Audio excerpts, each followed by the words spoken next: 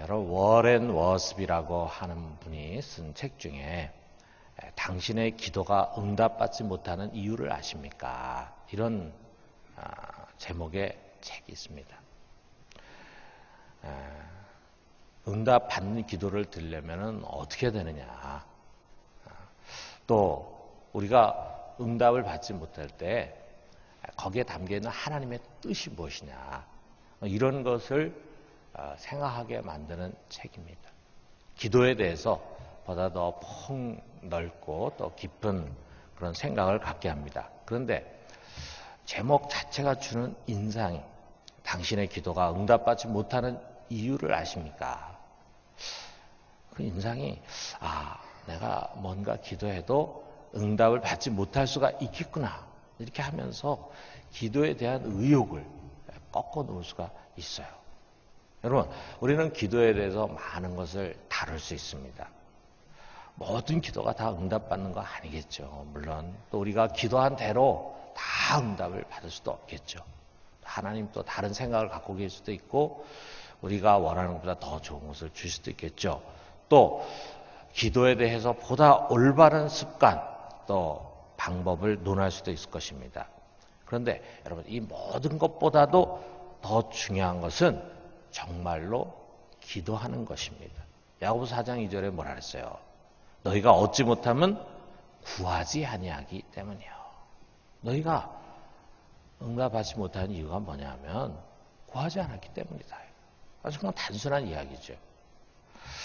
우리가 잘못 구하기 전에, 서투르게 구하기 전에 먼저 구하지 않은 것이 잘못이다 이거예요. 여러분, 어떤 기도가 가장 나쁜 기도입니까? 소리내서 기도하건 묵상으로 기도하건 때로는 방언으로 기도하건 때로는 잠과 또는 잡념과 싸우면서 기도하건 오래 기도하건 짧게 기도하건 유창하게 기도하건 떠듬떠듬 기도하건 간에 이 세상에서 가장 나쁜 기도는 하지 않는 기도입니다. 하지 않는 기도. 기도하지 않는 것이 가장 잘못된 것입니다. 우리가 성경에 보면요, 예수님만큼 이 기도에 대해서 자세하게 가르쳐 주신 분이 없어요. 여러 가지 기도에 대한 내용을 가르치십니다. 은밀한 골방 기도, 중언번하지 않는 기도, 외식하지 않는 기도 등등. 그런데 기도에 대한 가장 많은 가르침은 다른 어떤 것보다도 기도하라 여기 했어요. 예수님이 우리에게 가르쳐 주려고 하는 것은 어떤 기도를 해야 된다가 아니라 기도를 해라 이거예요. 기도의 초년성인, 아직 제대로 기도할 줄 모르는 그의 제자들에게 주님께서 주시는 말씀도 이것입니다. 24절에 있는 것처럼 지금까지는 너희가 내 이름으로 아무것도 구하지 아니하였으나 구하라. 그리하면 받으리니 너희 기쁨이 충만하리라. 너희가 지금까지는 아무것도 구하지 아니했다. 그것이 문제다. 그것이 문제다. 기도하지 못하는 것이 문제가 아니고 기도를 안 하는 것이 문제다 이거예요. 구해라. 그러면 받을 것이다. 예수님의 기도에 대한 교육과 훈련은 한마디로 해보라 이것입니다. 해보라. 아무리 많은 기도에 대한 지식을 가르쳐도요, 우리가 기도하고 그 기도에 대해서 응답받고 이 체험을 따라갈 수가 없다 이거죠. 우리가 갖는 삶의 당연한 문제를 하나님 앞에 끌고 나가서 간청하기를 간절히 원하시고 그것을 가르치십니다. 그리고 우리 입으로 그것을 직접 표현하기를 명하십니다. 바디메오를 한번 생각해 봐요. 예수님이 여리고로 가실 때 이 소문을 들은 바디메오가 예수님이 지나가신다는 말을 듣고 소리를 지릅니다. 다윗의 자손이요, 나를 불쌍히 여기소서. 자, 그 소리에 예수님께서 발걸음을 멈추셨죠. 그리고 그를 데려오라 하셨죠. 자, 그가 그 앞에 왔을 때 그 다음에 어떻게 하셨습니까? 마가복음 10장 51절에 보니까 예수께서 말씀하여 이르시되 내게 무엇을 하여 주기를 원하느냐. 여러분, 자기 앞에 지금 눈을 감고 구걸하면서 살아가고 있는 이 맹인 바디메오가 무엇을 원하는지 주님 모르시겠어요? 아시죠? 그럼에도 불구하고 그가 원하는 바를 분명히 자기의 입으로 고백하도록 말씀하십니다. 자, 그 말을 듣고 바디메오가 말합니다. 선생님, 보기를 원하나이다. 보기를 원하나이다. 그랬을 때 주님께서 가라, 내 믿음이 너를 구원하였느니라 하니까 그가 눈을 번쩍 뜨고 보게 돼서 주님의 뒤를 쫓게 되더라 이거죠. 베데스다 연못에 38년 된 병자 여러분 아시잖아요.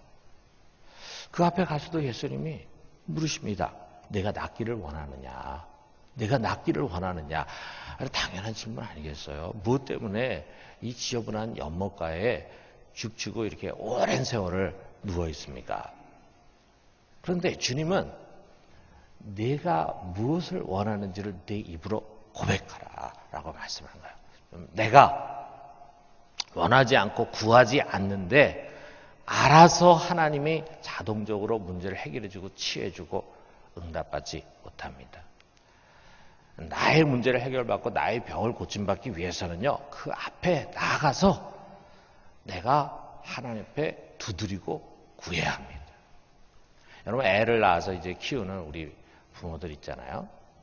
이제 뭐 오래전에 애를 낳아가지고 뭐 다 까먹은 그런 우리 부모들도 여기 많이 있지만 이제 막 애를 낳아가지고 키우는 부모 또는 우리 할머니, 할아버지들, 손자, 손녀가 이제 막 태어났어요. 자, 그러면 우리 다 이제 장성한 사람들, 늙은 사람들은 어제가 오늘 같고 오늘이 내일 같고 뭐 큰 변화가 없습니다. 그런데 아이들은 하루가 다르게 이렇게 변화되는 거예요. 그런데 특별히 이제 아이들의 성장에 관심을 갖는데 그 아이가 말을 시작할 때 아주 신기하죠. 여러분 애 키우신 분들 또 지금 키우고 있는 분들 아마 아실 거예요. 제일 처음에 하는 말이 뭡니까? 맘마라고 하는 말을 이제 한단 말이에요. 맘마. 맘마가 이 엄마하고 비슷하면서 밥을 달라는 이야기죠. 맘마. 근데 이 말 하면요 부모가 너무 좋아합니다. 너무 좋아. 이제 말을 시작한다 이거죠. 그래가지고 막 온 곳에 전화를 겁니다. 시부모님한테 전화 걸고 친정 부모님한테 전화 걸고 해가지고 우리 애가 이제 말을 시작한다. 말을 뜨기 시작했다. 맘마라는 말. 그리고 맘마라고 얘기하면 이제 먹을 것을 주는 거예요. 그리고 어떻습니까? 아이가 점점 배우면서 뭘 달라고 하는 말을 제일 먼저 이제 하게 되죠. 엄마 과자 줘, 장난감 줘, 물 줘. 하나씩 자기가 필요한 것을 표현을 하면은 귀찮은 것이 아니고 아주 신기하고 좋아합니다. 여러분, 부모가 아이를 키우는 부모가 가장 싫어하는 게 뭡니까? 자기 표현을 하지 못하는 거예요. 배고파도 배고프다는 말하지 못하고 아파도 아프다고 말하지 못하고 싫어도 싫다고 표현하지 못하는 걸 가장 싫어합니다. 우리 주님도 마찬가지예요. 우리가 맘마라고 외치는 것을 좋아하시는 거예요. 기도 못하는 사람이야. 그래요, 여러분. 맘마라고 밖에는 말 못하죠. 그래서 그런 거 한두 마디 하면 그 다음에는 할 말이 없어요. 이제 뭐 유창하게 뭐 나오지 못해요. 그래서 똑같은 말을 반복할 수 있습니다. 그런데 주님 그거 기뻐하세요. 자, 우리 속에 갈망과 소원을 표현하기를 원해요.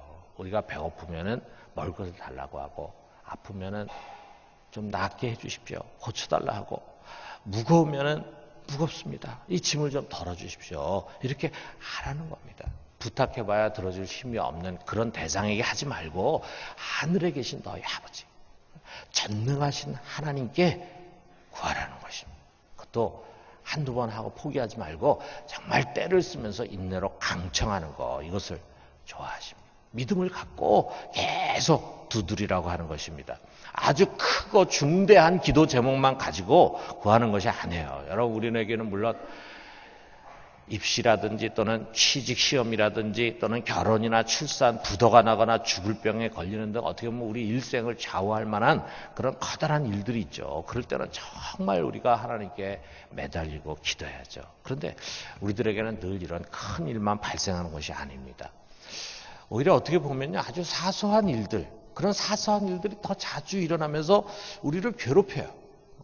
발가락에 티눈이 박혀서 아픕니다. 제대로 걸을 수가 없어요. 며칠 동안 소화가 안 돼. 변을 보지 못해. 뭐 죽을 병은 아니지만 굉장히 불편해요. 아침에 좀 일찍 일어나야 되는데 자꾸 늦게 일어나가지고 지각을 합니다. 먹을 것을 좀 절제해야 되는데 그게 어려워. 어떤 사람과 자꾸 부딪히게 돼. 뭘 자꾸 잊어버립니다. 자, 이런 사소한 일들이 우리를 때로는 짜증나게 하고, 때로는 힘들게 하고, 때로는 걱정하게 하고, 때로는 낭망하게 한다 이거예요. 여러분, 지금 보면 이런 사소한 것들이 오히려 우리들의 기도 제목입니다. 주님은 1년치 양식을 위해서 기도하라고 말씀하지 않고 하루의 양식, 오늘 하루 먹을 양식, 얼마 되지 않지만 그러나 그것을 위해서 기도하라. 이렇게 사소한 일상의 것들이 우리 모두의 중요한 기도 제목입니다. 제가 이제 며칠 전에 있었던 일인데, 여러분 어떤지 모르겠는데 저는 신용카드가 3장이 있습니다. 은행에 따라서 다른 신용카드가 3장이 있고 직불카드가 이제 1장이 있어요. 그런데 이제 여름 휴가를 이제 시작하는데 가만히 생각해 보니까 이제 여러 카드를 다 가지고 다닐 필요가 없겠어. 그래서 딱 카드 2장만 지갑에 넣고 나머지 2장을 이제 집에 보관을 했어요. 근데 휴가를 마치고 돌아와 가지고 그 어딘가 보관했던 카드를 찾는데 불과 2주 사이인데 기억이 안 나는 거예요. 기억이. 어디에 넣었는지, 아니 저는 거기에 넣었다고 생각하고 봤는데 없어요. 도둑이 들어온 거는 절대로 아니에요. 틀림없이 내가 어디에 보관했는데 기억이 안 나. 그렇다고 여러분 또 걱정하지 마십시오. 또 우리 목사님 또 치매가 오셨나 이런 생각하지 마시고, 아니 뭐 여러분도 다 경험하는 거니까. 근데 저는 어떤 생각이냐면, 이전에도 이제 제 안 쓰는 지갑이 있는데 거기다가 카드라든지 뭐 이런 것들을 넣고 서랍에 넣는 습관이 있었거든요. 서랍 이제 구석에다가 이렇게 집어넣는 습관이 있었거든요. 그래서 저는 지갑에 넣고, 안 쓰는 지갑에 넣고 어딘가 보관했을 것이다. 그런데 이 지갑을 이제 찾는 거예요. 그런데 아무리 찾아도 보이지가 않습니다. 하여튼 우리 집에 그 지갑이 있을 만한 데는 여러 차례 뒤졌어요. 한번 뒤지고 난 다음에 내가 거기 혹시 놓쳤을지 몰라. 또 다시 찾고 이렇게 몇 번을 찾았는데 찾을 수가 없어요. 한 2주 정도 지나니까 뭔가 좀 깨름직해지는 거예요. 이대로 그냥 갈 수는 없는데 도저히 찾을 수가 없다. 그래서 이번 주까지 못 찾으면은 이제 분실 신고를 해야 된다고 생각했는데, 분실 신고를 하면 또 뭐 복잡한 일이 있을 것 같아요. 그리고 뭐 도난당했다고 생각하거나 길에서 잊어버렸다고 생각하면 빨리 분실 신고 해야 되는데 집에 어딘가에 있다라고 생각이 드니까 이게 분실 신고도 섬뜩하게 되지 않습니다. 자, 그런데 이제 그 한 주가 지나고 금요일 저녁이 돼서 집에 왔어요. 그래서 내가 다시 한번 좀 뒤져봐야 되겠다 이런 생각을 갖고 있는데, 갑자기 이 문제를 가지고 내가 기도하지 않았을까 이런 생각이 드는 거예요. 왜 이 문제를 가지고 기도하지 않았을까? 그래서 찾기 전에 그냥 서가지고 잠깐 묵도하겠다 이렇게 생각하지 않고 무릎 꿇고 기도하겠다. 그래서 침대맡에 무릎을 꿇었습니다. 그리고 간절히 기도했어요. 주님, 분명히 이 집 어딘가에 그 카드가 있을 텐데 제 것을 도저히 볼 눈이 없습니다. 제발 제 눈을 열어서 그것을 좀 찾을 수 있게 해주십시오. 그래서 기도를 하고 그 다음에 이제 잠깐 의자에 걸터 앉아가지고 찾으려고 하는데 갑자기 이제 이런 생각이 난 거예요. 내가 혹시 카드를 그 지갑에 넣지 않은 게 아닌가. 난 지금 지갑을 찾고 있었는데 지갑에 안 넣은 게 아닌가. 그리고 어디 그냥 꽂아둔 게 아닌가 이런 생각이 이제 버뜩 탁 나는 거예요. 그래가지고 먼저 옷장 서랍을 열어가지고 뒤졌는데 없어요. 그 다음에 제 책상 서랍을 이제 뒤졌는데 첫째 칸을 탁 열었는데 자세히 보니 거기 여러 카드들이 있는데 거기에 제가 찾았던 신용카드하고 직불카드가 딱 꽂혀 있는 거예요. 제가 그 서랍을 아마 좀 거짓말 보태가지고 한 10대 번 열었던 것 같아. 이거 찾겠다고. 근데 그게 안 보였어요. 저는 지갑을 찾으려고 하다 보니까 그게 눈에 안 띈 거죠. 그런데 저의 눈을 열어서 그것을 보게 한 것입니다. 기도한 바대로. 여러분, 이게 뭐 어떻게 보면은 뭐 좀 시시한 이야기일 수도 있겠지만 그 카드 못 찾아가지고 제가 며칠 동안 아주 영 마음이 무거웠습니다. 그걸 찾아야 되는데, 근데 그게 도저히 찾을 수가 없었는데 기도하니까 찾게 해주시더라 이거죠. 그렇습니다. 여러분, 하나님은 우리의 기도를 들으십니다. 아주 사소한 것까지도 다 들으시는 분이십니다. 이것이 하나님을 귀찮게 하는 것이 아니라 오히려 그를 즐겁게 하는 일이에요. 왜? 우리는 그의 사랑하는 자녀이기 때문입니다. 그는 좋은 것을 주시는 분이십니다. 여러분, 우리가 기도학교에 들어가는데 우리 기도학교는요, 기도에 도전하는 데서부터 시작이 되는 거예요. 자, 여기 23절 하반절에서 24절까지, 자, 우리가 아까 읽었지만 다시 한번 읽어봅시다. 시작. 내가 진실로 진실로 너희에게 이르노니 너희가 무엇이든지 아버지께 구하는 것을 내 이름으로 주시리라. 지금까지는 너희가 내 이름으로 아무것도 구하지 아니하였으나 구하라. 그리하면 받으리니 너희 기쁨이 충만하리라. 자, 구하라. 그리하면 받으니 너희 기쁨이 충만하리라. 구한 것을 받을 때 기쁨. 여러분, 그 기쁨은요, 단순히 내가 원하는 것을 얻게 됐다라고 하는 데서 오는 기쁨보다도 하나님으로부터 응답받았다라고 하는 그 기쁨이에요. 아, 하나님이 내 기도에 반응을 하시는구나. 우리가 아무리 하나님 우리 기도를 들으신다라고 하는 것을 설교 말씀으로 듣고 또 기도의 학교에서 가르침 받고 이렇게 해도요, 정말 기도했을 때 그분이 응답하신다는 확신을 갖는 순간에 그 기쁨, 그것은 무엇과도 바꿀 수 없는 기쁨입니다. 차고 넘치는 기쁨입니다. 그래서 주님 말씀하셨어요. 너희 기쁨이 충만하리라. 여러분, 한 주간 여러분 우리 매일매일 이 기쁨을 누립시다. 이 새벽에 와서 간절히 기도했는데 큰 것만 놓고 기도한 것이 아니라 지금 사소하게 뭔가 삶에 걸려있는 문제를 놓고 기도했는데 참 하나님 놀랍게 응답해 주시더라. 야, 이거는 정말 실속 있는 투자구나, 이런 생각이 들어서 또다시 기도의 자리 나오고 또 기도하고 또 부르짖고 또 응답받고, 자, 그러는 가운데 우리도 모르는 사이에 정말 즐겨 기도하는 사람으로 변화될 수 있기를 주님의 이름으로 축원합니다.